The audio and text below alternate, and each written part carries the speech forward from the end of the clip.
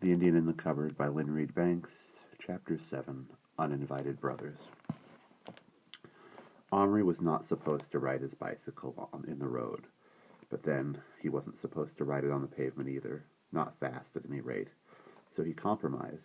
He rode it slowly on the pavement as far as the corner, then bumped down off the curb and went like the wind.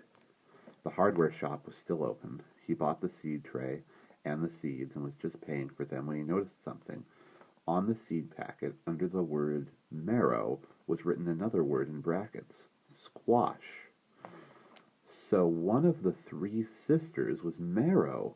On impulse, he asked the shopkeeper, "Do you know what maize is?" "Maize, son? That's sweet corn, isn't it?" "Have you some seeds for that?" Outside, standing by Omri's bike, was Patrick. Hi, I saw you going in. What did you get?" Omri showed him. "More presents for the Indian?" Patrick asked sarcastically. "Well, sort of, if what?" "If I can keep him long enough till they grow." Patrick stared at him and Omri stared back. "I've been to Yap's," said Patrick. "I bought you something." "Yeah? What?" said Omri hopefully. Slowly, Patrick took his hand out of his pocket, held it in front of him, and opened the fingers. In his palm lay a cowboy on a horse, with a pistol in one hand pointing upward, or it would have been upward if he hadn't been lying on its side. Omri looked at it silently, then he shook his head. "I'm sorry, I don't want it." "Why not? Now you can play a proper game with the Indian." "They'd fight." "Isn't that the whole idea? They might hurt each other."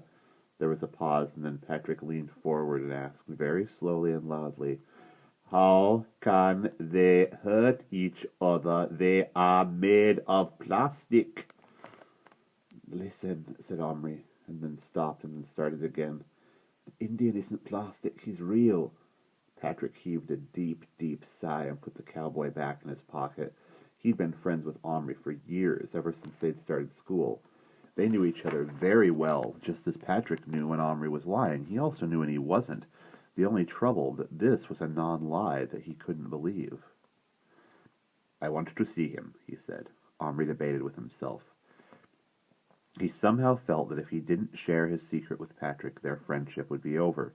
He didn't want that, and besides, the thrill of showing his Indian to someone else was something he could not do without.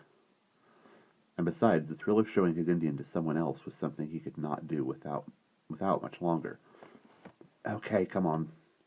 Going home, they broke the law even more, riding on the road with Patrick on the crossbar.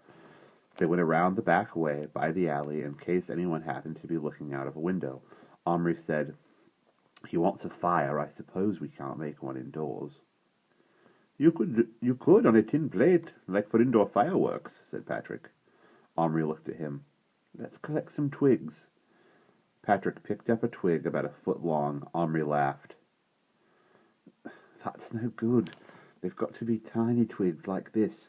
He picked up some slivers off the privet hedge. "Does he want the fire to cook on?" asked Patrick slowly. "Yes." "Then that's no use. A fire made of those would burn out in a couple of seconds." Omri hadn't thought of that. "What you need," said Patrick, "is a little ball of tar that burns for ages, and you could put the twigs on top to look like a real campfire." "That's a brilliant idea." "I know where they've been tarring a road too," said Patrick. "Come on, let's go." "No." "Why not?" "I don't believe in him yet. I want to see." "All right, but first I have to give this stuff to my dad." There was further delay when his father first insisted on Omri filling the seed tray with compost and planting the seeds in it then and there. And when Omri gave him the corn seed as a present, he said, "Well, thanks. All right. I can see you're bursting to get away. You can do the planting tomorrow before school." Omri and Patrick rushed upstairs. At the top, Omri stopped cold. His bedroom door, which he always shut automatically, was wide open, and just inside, crouching side by side with their backs to him, were his brothers. They were so absolutely still that Omri knew they were watching something. He couldn't bear it. They had come into his room without his permission, and they had seen his Indian. Now they would tell everybody his secret, his precious secret. His alone to keep and share was a secret no more. Something broke inside him, and he heard himself scream, Get out of my room! Get out of my room! Both boys spun around. Shut up, you'll frighten him, said Adele at once. Guillaume came in here looking for his rat, and he found it, and then he saw this absolutely fabulous little house you've made, and he called me in to look at it. Omri looked at the floor. The seed tray with the long house, now nearly finished, had been moved into the corner of the room. It was that they had been looking at. A quick glance all around showed no sign of Indian or horse, but Gillian's tame rat was on his shoulder. I can't get over it, Adele went on. How on earth did you do it without using any glue or anything? It's all done with tiny little threads and pegs, and look, Guillaume, it's all made of real twigs and bark. It's absolutely terrific, he said, with such awestruck admiration in his voice that Omri felt ashamed. I didn't, he began, but Patrick, who had been gaping at the longhouse in amazement, gave him a heavy nudge that nearly knocked him over. Yes, said Omri. Well, would you mind leaving now and take the rat? You're not to let him in here. This is my room, you know. And this is my magnifying glass. And this is my magnifying glass, you know, echoed Guillaume, but he was obviously too overcome with admiration to be angry with Omri for pinching it.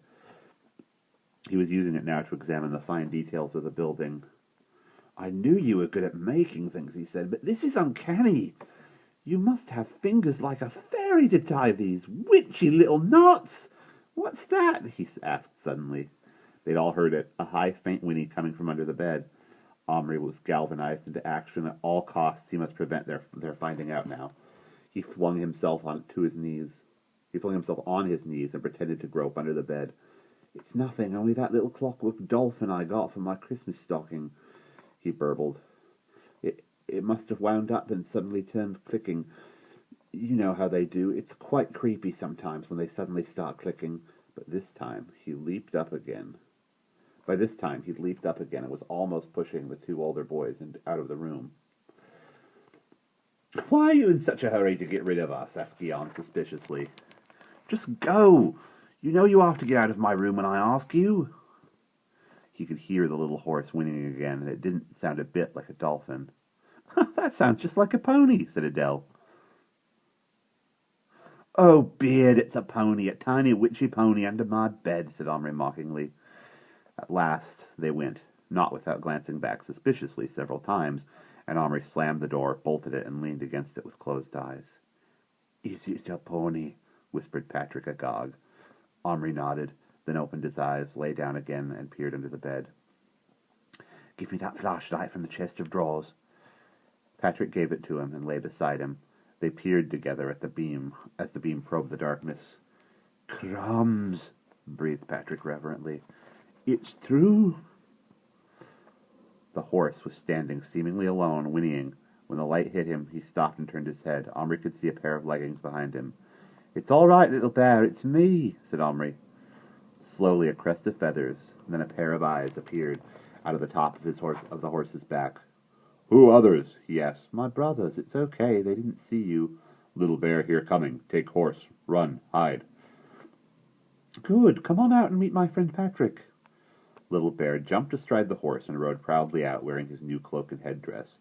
He gazed up impressively at Patrick. He gazed up imperiously at Patrick, who gazed back in wonder. Then he nodded to Patrick, who tried several times to say something, but his voice came out as a squeak. Omri's friend? Little Bear's friend, said Little Bear magnanimously. Patrick swallowed. His eyes seemed in danger of popping right out of his head. Little Bear waited politely, but when Patrick didn't speak, he rode over to the seed tray.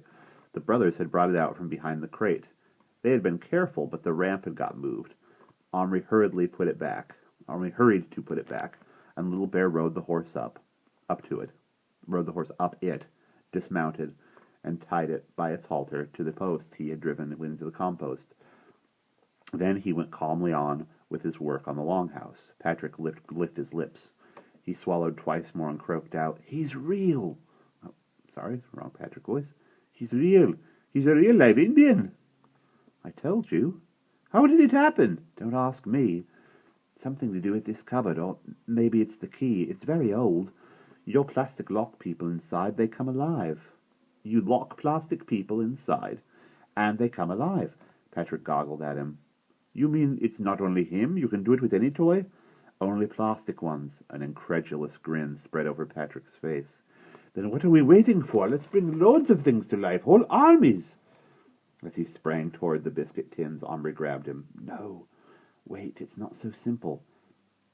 Patrick, his hands already full of soldiers, was making for the cupboard. Why not? Because they'd all, don't you see, they'll be real. Real? What do you mean? Little Bear isn't a toy. He's a real man. He really lived. Maybe he's still, I don't know.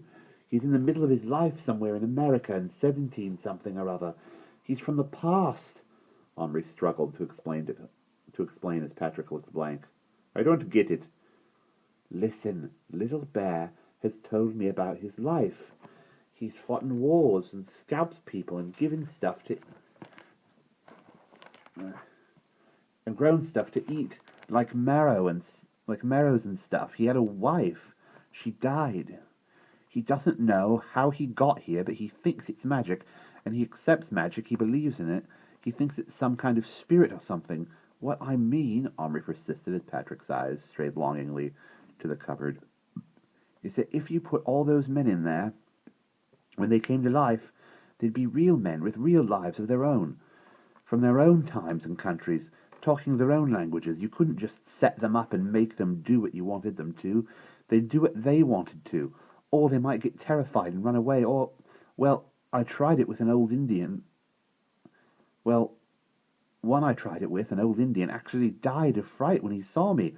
Look, if you don't believe me, Omri opened the cupboard. There lay the body of the old chief, now made of plastic, but still unmistakably dead. And not dead the way some plastic soldiers are made to look dead, but the way people look, crumpled up, empty. Patrick picked it up, turning it in his hand. He'd put the soldiers down by now. This isn't the one you bought at lunchtime. Yes, crumbs. You see? Where's his headdress? Little Bear took it. He says he's the chief now. It's made him even more bossy and difficult than before, said Omri, using a word his mother often used when he was insisting on having his own way. Patrick put the dead Indian down hurriedly and wiped his hand on the seat of his jeans. Maybe this isn't such fun as I'd thought. Omri considered for a moment. No, he agreed soberly, it's not fun. They stared at Little Bear. He had finished the shell of the longhouse now. Taking off his headdress, he tucked it under his arm, stooped, and entered through the low doorway at one end. After a moment, he came out and looked up at Omri. Little Bear hungry, he said. You get deer? Bear? Moose? No. He scowled. I say get. Why you not get? The shops are shut. Besides, added Omri, thinking he sounded rather feeble, especially in front of Patrick, I'm not sure I like the idea of having bears shambling about my room, or having them killed. I'll give you meat and a fire if you can cook it. On, and that'll have to do. Little Bear looked baffled for a moment. Then he swiftly put on the headdress and drew himself up to his full height of about 3 inches. 3 1/4 with the feathers. He folded his arms and glared at Omri. Little Bear, chief now. Chief hunts, kills own meat, not take meat other kills. If not hunt, lose skill with bow. For today you give meat, tomorrow go shop, get bear, plastic, make real, I hunt. Not here, he added, looking up scornfully at the distant ceiling. Out, under sky. Now fire. Patrick, who had been crouching, stood up. He too seemed to be under Little Bear's spell. I'll run and get the tar, he said. No, wait a minute, said Omri. I've got another idea. He ran downstairs. Fortunately, the living room was empty. In the coal scuttle beside the open fireplace was a packet of firelighters. He found a fairly large bit off one and wrapped it in a scrap of newspaper. Then he went to the kitchen. His mother was standing at the sink peeling apples, and that is where we will pause.